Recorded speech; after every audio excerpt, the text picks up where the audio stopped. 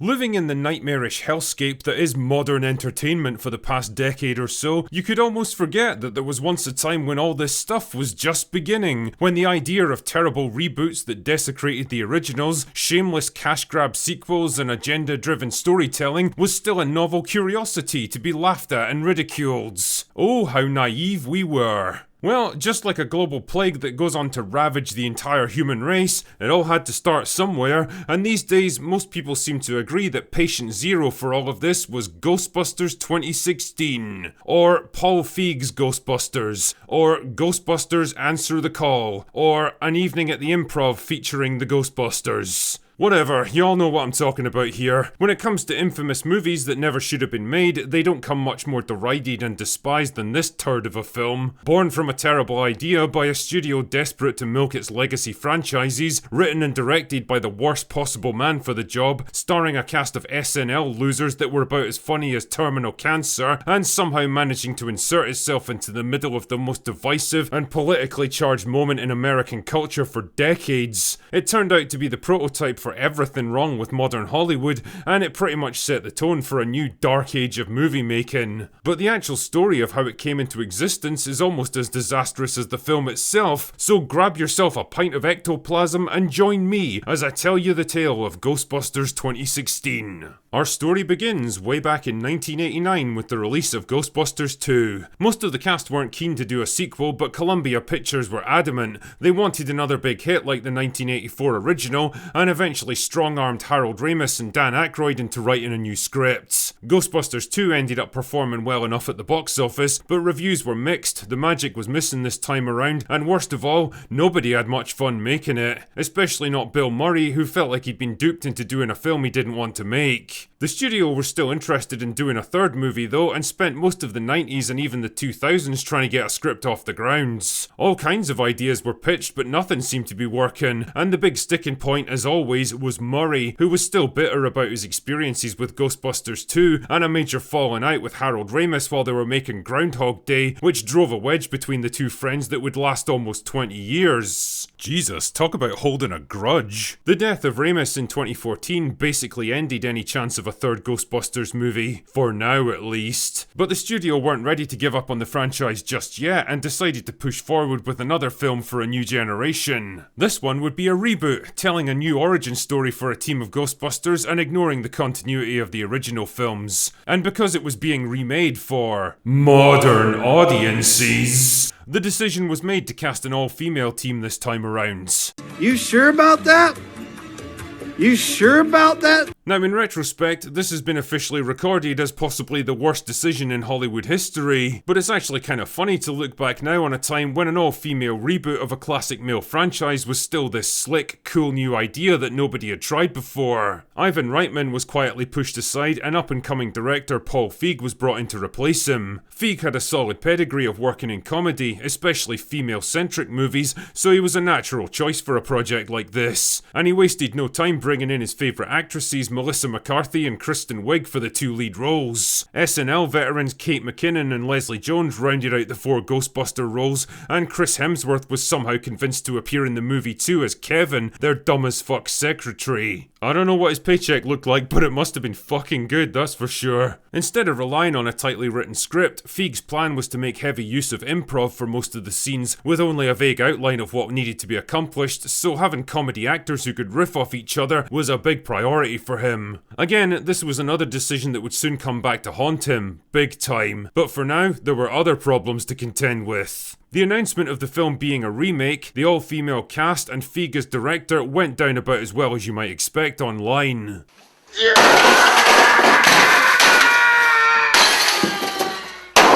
Fans of the original movies that had been waiting decades for a third film were pissed off at the studio for doing a reboot instead of a continuation. The decision to gender swap the main characters was seen as pandering and exploitative, and playing into a culture war that was just starting to heat up. And pushing aside Ivan Reitman in favour of Paul Feig was seen as disrespectful to the franchise's legacy. Damn, it felt like this movie had nothing going for it. Feig himself didn't exactly help the controversy by taking to Twitter and getting combative with fans every chance he got, which is always a surefire way to defuse a tense situation.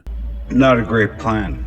The The atmosphere around this movie was already charged with controversy before production even began, and it didn't get much better once the cameras started rolling in June 2015. According to insiders who eventually spoke up about their experiences on set, the problems began almost immediately. Most of the cast had signed on without even seeing the script because they were big fans of Ghostbusters and genuinely wanted to make a good movie. Which is admirable, but it's not exactly surprising. I mean, nobody sets out to make a bad movie. Unless their name happens to be Ryan. But once they actually saw the script and realised the clown show they were committed to, the panic set in big time. The biggest roadblock, both physically and metaphorically, was Melissa McCarthy, who was a big fan of the real Ghostbusters cartoon and expected something along similar lines. When it became obvious this movie absolutely wasn't going to be what she expected, she began clashing with Feig, leading to frequent arguments on set. The decision to rely on improv to get through most of the scenes wasn't exactly paying dividends either. Yeah, letting actors improvise a scene can lead to absolute gold in the right situation, providing they're actually good at what they do and know how to spark off each other. That absolutely wasn't the case here though, and even in the finished cut, where I assume they cherry-picked the best of the best, the actors still look awkward and uncomfortable,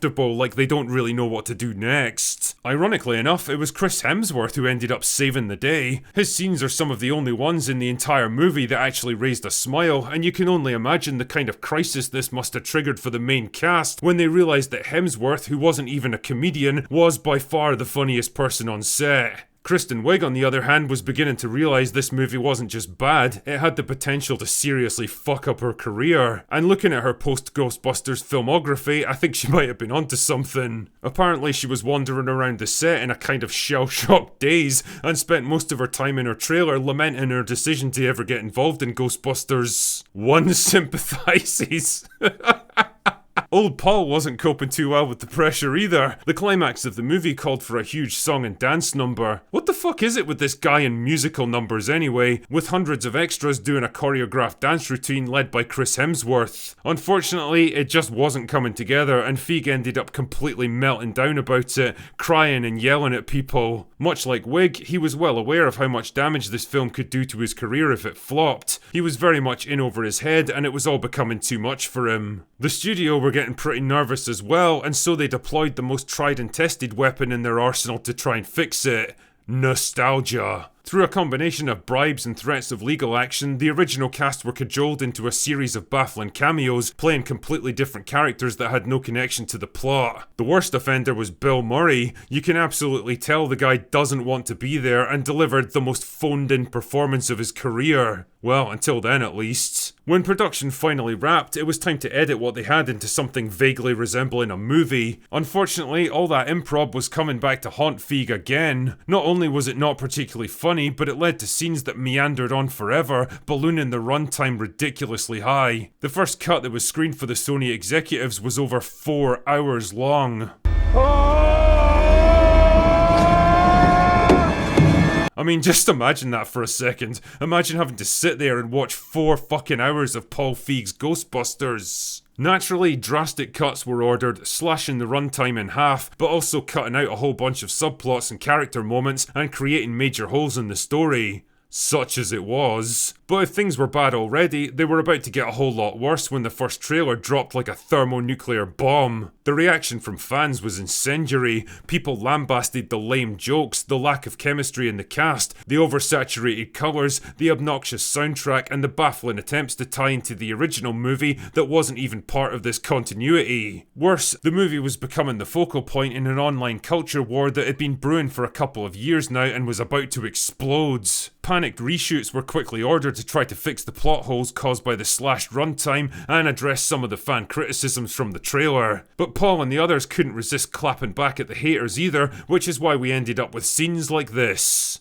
And you shouldn't be reading this stuff. You're not supposed to listen to what crazy people write in the middle of the night online. Nice one, Paul, that'll show them. Ghostbusters finally released in July 2016 to a firestorm of controversy and backlash, and even though the Access media did their best to prop it up with bought and paid for reviews, there was no hiding the fact that audiences absolutely hated it. The movie got weak audience scores and went on to gross $224 million against a $144 million budget, nowhere near breaking even and killing any chance of a sequel or, God forbid, an extended universe. Oh my God! If I'm ever feeling down about my life, I console myself with the idea that somewhere out there in some horrifying alternate timeline, this movie made like $1 billion and there's now like 5 or 6 of the fucking things, all directed by Paul Feig. But luckily for us, that never came to be, and as the studio pivoted back towards sequels that finally got the franchise moving again, Ghostbusters 2016 was quietly pushed aside and forgotten, consigned to the ash heap of cinema history. These days, its biggest claim to fame is being the film that kicked off the culture war in modern entertainment, the first high-profile example of a film caught up in identity politics, fan backlash, studio accusations, and social media warfare. And the ironic thing is, I don't think it was really trying to be any of those things. I think it was the product of a more innocent and naive time, a novel idea that nobody took the time to question properly, that stumbled into an online minefield and triggered every single one along the way. Paul Feig probably had no idea what he was getting into when he signed on for this movie, and I can't help but wonder if he would have signed on knowing where it was all leading. Speaking of which, what became of old Paul? Well, his fears about lasting career damage were kinda proven right. Apart from Hemsworth, who mostly avoided the backlash, none of the cast have exactly gone on to bigger and better things. Paul himself is still making movies, but mostly in the low-budget rom-com genre, which seems to be his comfort zone as a filmmaker. Ghostbusters was his big shot at main event status, his chance to become one of the leading creatives in Hollywood, and for better or worse, he kinda blew it. But I think his attitude towards Ghostbusters could neatly be summed up in this 2017 interview. It's not a perfect movie, none of my movies are perfect. I like what we were doing with it. It was only supposed to be there to entertain people.